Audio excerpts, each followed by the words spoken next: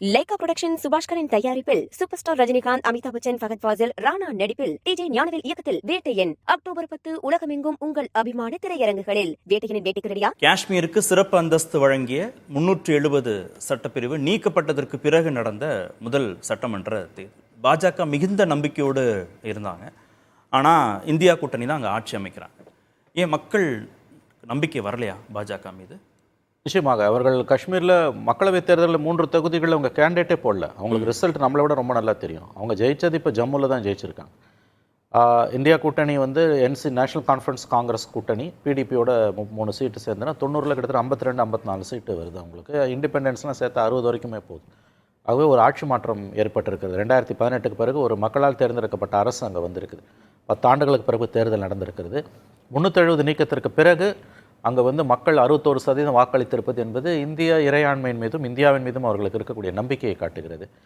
நண்பருக்கான நாகராஜ் அவர்கள் பேசும்போது இந்த முடிவுகளை பற்றி தவறாக அவர் சொன்னார். அதாவது இந்த முடிவுகள் இந்தியாவுக்கு பாதிப்பு ரொம்ப தவறான ஒரு பார்வை. இது யார் ஜெயிக்கிறாங்க யார் தோக்குறாங்கன்றது முக்கியம் கிடையாது.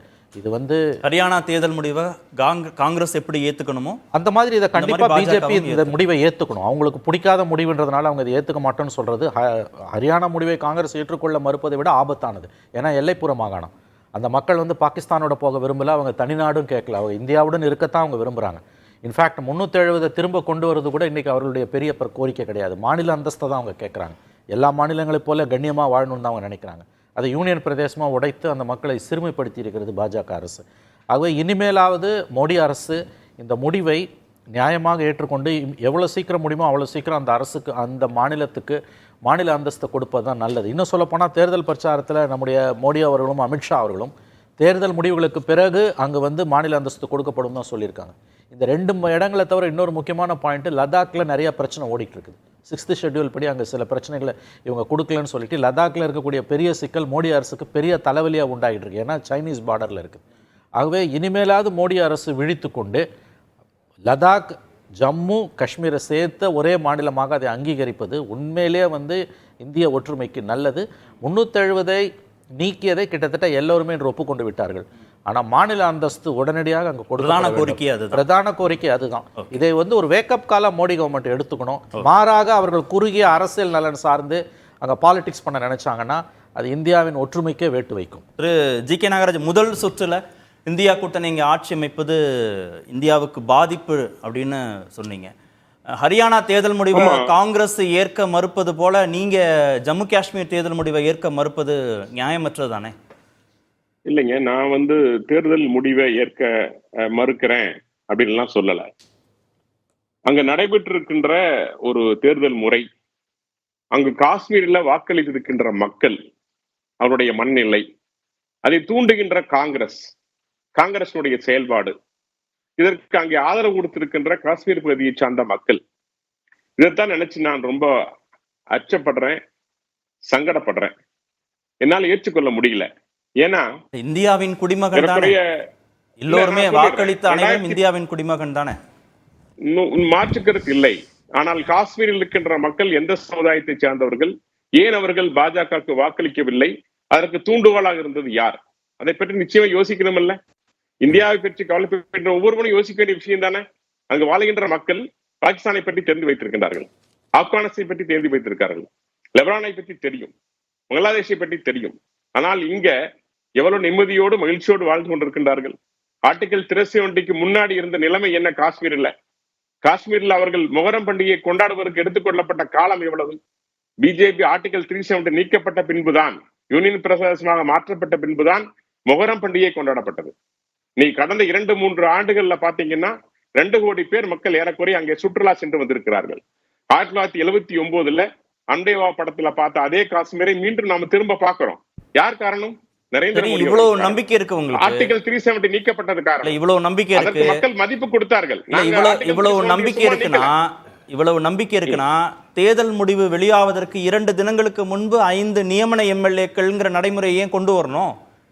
வரேன் அடுத்த பாயிண்ட்டுக்கு வரேங்க. 2014 பார்லிமெண்ட் தேர்தலில் காஷ்மீர்ல நாங்க 32% ஓட்டு வாங்கினோம். 6 எம்பிக்கள்ல 3 ஜெயிச்சோம். 2014 டிசம்பர் சட்டசபை தேர்தலில் 23% ஓட்டு வாங்கினோம். 25 எம்எல்ஏக்கள் வெற்றி கொண்டோம். 2019 பாராளுமன்ற தேர்தலில் 46% வாங்கணும். 46% ஓட்டு வாங்கினதுக்கு அப்புறம் தான் மக்களை கேட்டு அவங்களுடைய விருப்பத்தோட தான் ஆர்டிகல் 370 தூக்கணும். லடாக்ல எங்களுக்கு 60% மக்கள் முஸ்லிம் மக்கள் வாக்களித்தார்கள். இந்த தேர்தலையும் தனித்து நின்று சிங்கமாய் நின்று நாங்கள் ஏறக்குறைய 25.5% வாக்குகளை காஷ்மீரில், ஜம்மு காஷ்மீர்ல பெற்றிருக்கிறோம். எங்களுக்கு அது தோல்வி அல்ல. ஆனால் என்னுடைய கருத்தெல்லாம் மணியவர்கள் சொன்னாங்க. நான் சொல்ற ஒரே கேள்வி, இப்படி துயரத்தில் இருந்து தீவிரவாதத்தில் இருக்கின்ற ஒரு நாட்டை, ஒரு காஷ்மீரை மீட்டெடுத்து வந்திருக்கின்ற பாரத பிரதமர் நரேந்திர மோடி அவர்கள் ஆர்டிகல் 370 மோடி அவர்கள் இவரு நம்முடைய நேரு அவர்கள் கை வைக்க பயந்துட்டாங்க. அவருக்கு வரைக்கும் செய்யலையாத தைரியமாக செய்த ஒரே தலைவர் நரேந்திர மோடி அவர்கள் தலைமையிலான பாஜக செய்தது. அது செஞ்சதுக்கு அப்புறம் கூட இன்னைக்கு பல தொழிற்சாலைகள் வேகமாக அங்கு வெற்றி பெற்றுக்கின்ற சிறப்பாக செயல்படுற வேலையில, காஷ்மீர் மிகச்சிறந்த மாநிலமாக வருகின்ற வேலையில காங்கிரஸை போன்ற ஒரு கட்சி முஸ்லிம் வாக்குகளை பிரிப்பதற்காக, நீங்க வெற்றி பெறுவதற்காக அளவற்ற பொய்களை என்னெல்லாம் சொல்றாங்க. மீண்டும் நாங்க ஆர்டிகல் 370 தொகுதிகள்ல பாஜக வேட்பாளர் நிறுத்தல. உமர் அப்துல்லா சொல்றத வழிமுறை. இந்த சுற்றுல நேரம் குறைவு 28 தொகுதிகள்ல வேட்பாளரை பாஜக நிறுத்தல.